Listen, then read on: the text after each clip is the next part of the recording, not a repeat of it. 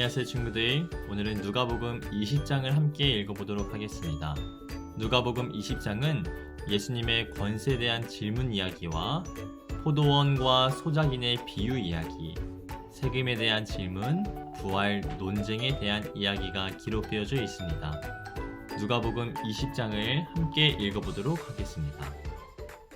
예수께서 어느 날 성전에서 백성을 가르치시며 기쁜 소식을 전하고 계실 때에 대제사장들과 율법학자들이 장로들과 함께 예수께 와서 말하였다.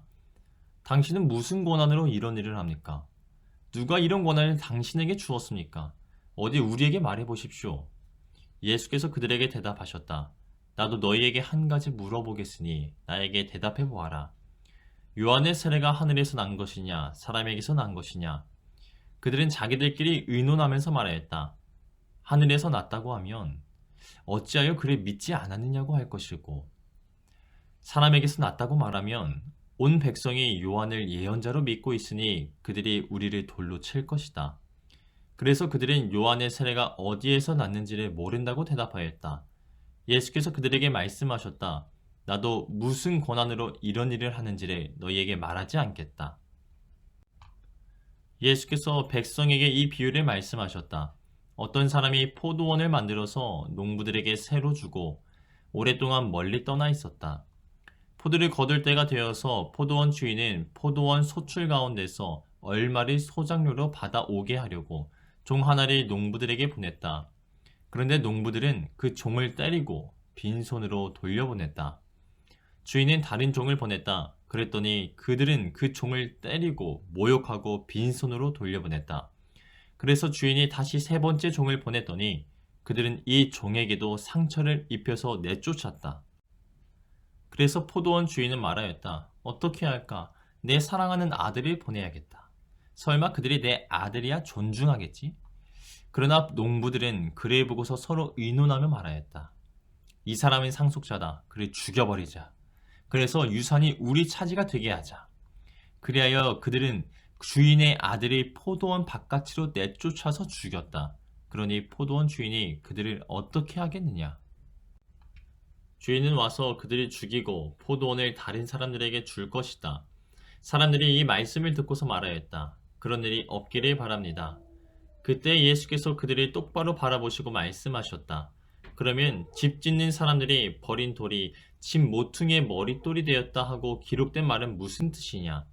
누구든지 그 돌 위에 떨어지면 그는 부스러질 것이요.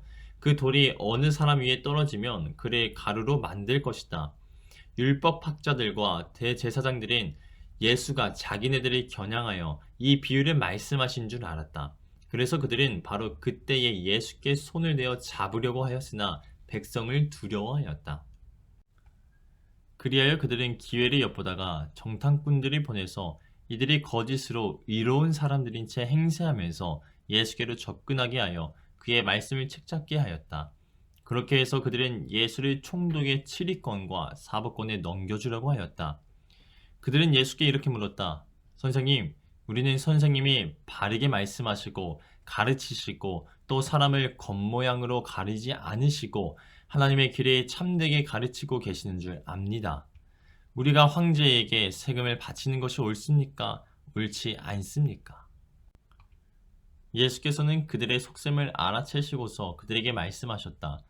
데나리온 한 잎을 나에게 보여다오. 이 돈에 누구의 얼굴상과 글자가 새겨져 있느냐? 그들이 대답하였다. 황제의 것입니다. 예수께서 그들에게 말씀하셨다. 그러면 황제의 것은 황제에게 돌려주고 하나님의 것은 하나님께 돌려드려라. 그들은 백성 앞에서 예수의 말씀을 책잡지 못하고 그의 답변에 놀라서 입을 다물었다. 부활이 없다고 주장하는 사두개파 사람들 가운데서 몇 사람이 찾아와서 예수께 물었다. 선생님, 모세가 우리에게 써주기를 어떤 사람의 형이 자식이 없어 아내를 남겨두고 죽으면 그 동생이 그 형수를 맞아들여서 뒤를 이을 아들을 자기 형에게 세워주어야 한다 하였습니다. 그런데 7 형제가 있었습니다. 마지가 아내를 얻어서 살다가 자식이 없어 죽었습니다. 그래서 둘째가 그 여자를 맞아들였고 그 다음에 셋째가 그 여자를 맞아들였습니다. 7 형제가 다 그렇게 하였는데 모두 자식을 남기지 못하고 죽었습니다. 나중에 그 여자도 죽었습니다. 그러니 부활 때에 그 여자는 그들 가운데서 누구의 아내가 되겠습니까? 일곱이 다 그 여자를 아내로 맞아들였으니 말입니다. 예수께서 그들에게 말씀하셨다. 이 세상 사람들은 장가도 가고 시집도 가지만 저 세상과 죽은 사람들 가운데서 살아나는 부활에 참여할 자격을 얻은 사람은 장가도 가지 않고 시집도 가지 않는다. 그들은 천사와 같아서 더 이상 죽지도 않는다. 그들은 부활의 자녀들이므로 하나님의 자녀들이다.